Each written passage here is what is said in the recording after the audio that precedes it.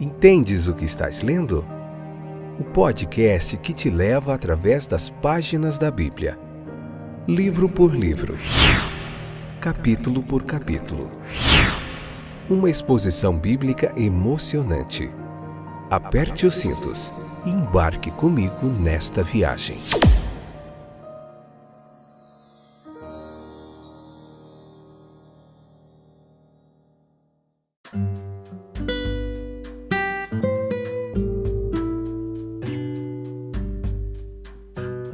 Olá, eu sou o Fábio, estou de volta. Esse é mais um episódio do nosso podcast Entendes o que estás lendo?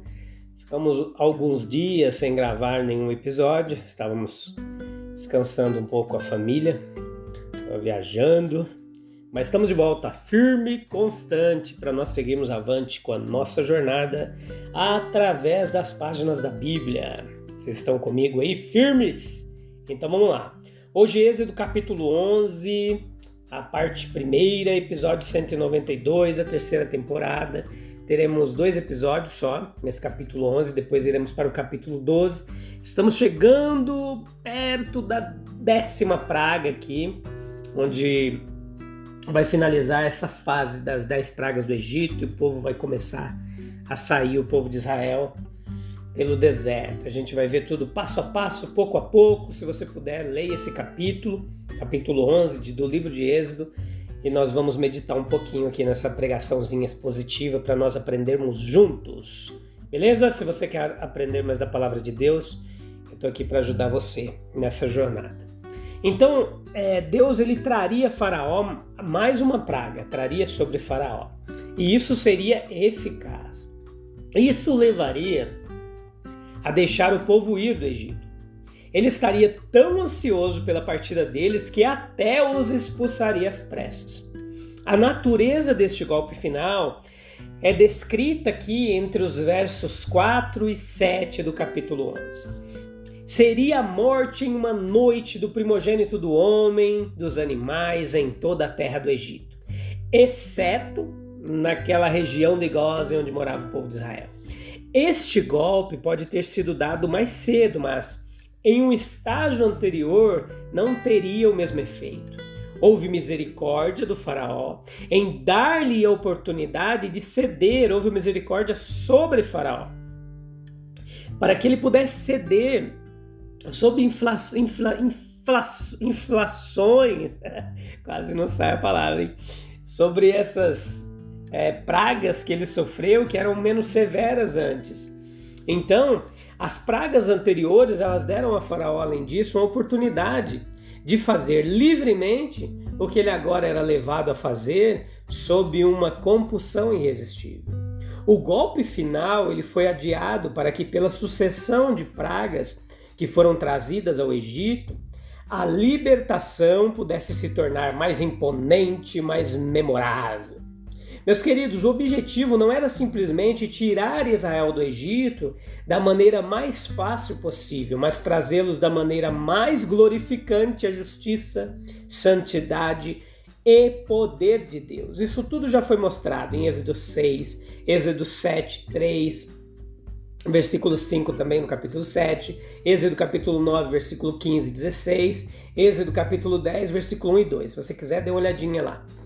A ordem de pedir aos egípcios, versículos 2 e 3. Os israelitas deveriam pedir emprestado ou pedir aos egípcios joias de prata, joias de ouro, vestimentas, também e tudo mais que eles quisessem. Nós veremos isso acontecer lá no capítulo 12, versículo 35 e 36, quando nós vemos essa parte que eles vão entregar muitas coisas ao povo antes do povo sair. Eles querem que o povo saia depressa. As pessoas tinham direito a esses presentes em retribuição por serviços passados, como escravos não pagos, como compensação por perdas e sofrimentos durante tanto tempo de escravidão. O princípio da compensação ele é proeminente em toda a legislação moderna. Deus ele pensou em compensação para os escravos. E qual é mais razoável? Deus ele autorizou o povo a exigir esses presentes, uma exigência vinda de Jeová em meio àquelas circunstâncias. Era equivalente a uma ordem. E depois do que aconteceu, era impossível para qualquer mente duvidar de que a exigência tinha vindo de Deus. Então, essa vontade deles entregarem os seus objetos de valor surgiu, primeiro, da gratidão por benefícios passados. Segundo, do desejo de estar bem com o povo que era tão eminentemente favorecido por Deus. E terceiro, por temor a Deus e desejo de se livrar logo deste povo rapidamente, que se mostrou uma armadilha tão terrível para eles. O mais rápido e pacificamente possível eles deveriam partir. Perceba algumas lições que nós aprendemos nesse capítulo e não podemos deixar passar desapercebido. Os corações dos homens estão nas mãos de Deus. Ele governa os corações, bem como no meio dos mundos, sem interferir na liberdade ou empregar outros motivos que não os naturais. Ele pode, Deus, secretamente inclinar o coração do homem na direção que ele desejar, sem nenhum impedimento. Assim como aconteceu com o povo de Israel no Egito. A igreja, ela acabará por ser enriquecida também com os despojos do mundo. Veja lá em Apocalipse capítulo 21, versículo 24 e 26. Qualquer que seja o serviço que Deus requer de seu povo, ele verá que eles estão adequadamente equipados para isso e que suas necessidades são, em sua providência, abundantemente supridas. Filipenses 4:18. E em última análise aqui, o povo de Deus, ele não sofrerá perda por aderir a ele. Deus pode fazer do inimigo um meio de benefício para a sua causa. Aconteceu ali no Egito e ainda pode acontecer nos dias de hoje. Moisés, ele era um grande homem. A promessa foi assim cumprida. Veja, eu te fiz um Deus ou como um Deus para Faraó. Êxodo 7:1. Essa grandeza de Moisés, aqui quando a Bíblia diz que ele foi feito como um Deus, é num tom de superioridade, mas não no sentido de que ele poderia ser adorado, tá? Não confunda. Obteve-se em sua busca por isso. Como Jesus, ele veio não fazendo a sua própria vontade, mas a vontade daquele que o enviou. João 5:38. Obteve sem que ele esperasse. Moisés buscava tudo, menos honra, no serviço para o qual havia sido chamado. Lembre-se de seu profundo desânimo na entrada em sua tarefa e por muito tempo depois. Êxodo 3:11, Êxodo 4:10 ao 13, Êxodo 5:22 e 23, Êxodo 6:12, 30. Foi obtido pelo poder de Deus que repousava sobre ele, conforme Deuteronômio 34, versículo 10 e 12. O serviço de Deus é o caminho da verdadeira grandeza e leva a uma honra imortal. Então nós vemos aqui no capítulo 11, versículo 4 ao 10. Esses versículos, eles encerram a história de como Deus trabalhou com Faraó para subjugá-lo à sua vontade. Eles nos preparam para a catástrofe que encerrou o longo conflito e forçou a saída de pelo menos 2 milhões de hebreus pelas portas do Egito. Tendo entregue sua mensagem como Deus havia dirigido, Moisés finalmente deixa a presença do rei. Versículo 9. A presente passagem deve, portanto, ser lida em conexão imediata com 10:29, capítulo 10:29 de Êxodo, que a gente viu lá atrás. Faraó não veria mais o rosto de Moisés, isso é, como um comissionado ou um comissionário de Jeová.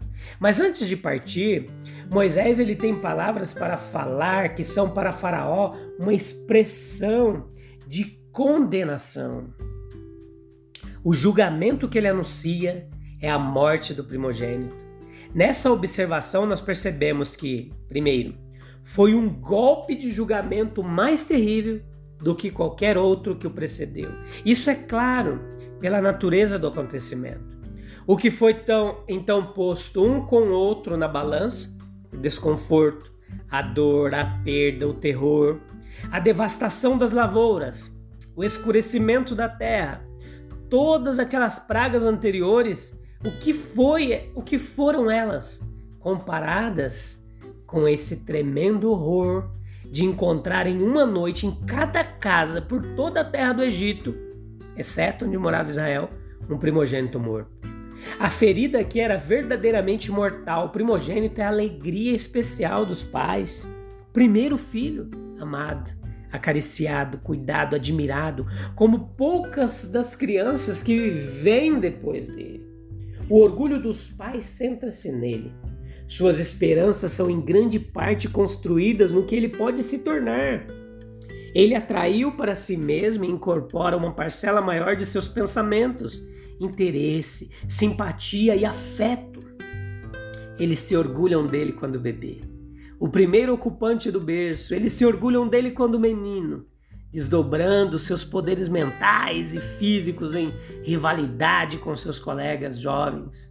Eles se orgulham dele quando jovem, quando o pensamento e a decisão começam a estampar suas linhas em sua testa e a dignidade viril dá uma nova graça ao seu comportamento. Com a ajuda de tais considerações, tente estimar a ruptura dos afetos mais ternos do coração nos milhares de lares do Egito. Não é de se admirar que tenha havido um grande clamor por toda a terra do Egito, como nunca houve e como nunca haveria depois. Versículo 6. Não há razão para supor que, tomando em massa, o povo do Egito fosse caracterizado por uma falta maior ainda do que outros. Até o animal irracional tem um amor de animal irracional por seus filhotes. E por mais perverso que fosse, o orgulho do faraó em seu primogênito pode não ter sido de intensidade comum. Não. Observe as seguintes circunstâncias como indicativas do horror deste julgamento, meus queridos. Veja que seria sobrenatural. As causas naturais estavam mais ou menos envolvidas nas outras pragas, mas esse julgamento deveria ser infligido por um golpe direto vindo do Todo-Poderoso. Seria repentino, não haveria sintomas preliminares, nenhum aviso de morte próxima. Seria meia-noite, a hora mais sombria e estranha de todas as 24 horas. A hora especialmente associada com a respiração ofegante do espírito da morte. Seria universal, não haveria uma casa em que não houvesse um morto. Êxodo 12:30. Não sobrou um para confortar o outro. Todos igualmente engolidos em uma tristeza indescritível, na mais negra dor e na mais amarga lamentação. Mas a morte em cada cidade, em cada rua, em cada casa, entre altos e baixos. Quem irá revelar a miséria que isso implicava? Ou fazer justiça a essa horrível sensação de mortalidade que encheria o peito daquele sobrevivente? Então, aquela praga ela abrangeria todas as classes e idades. Palácio, casebre teriam seu filho morto.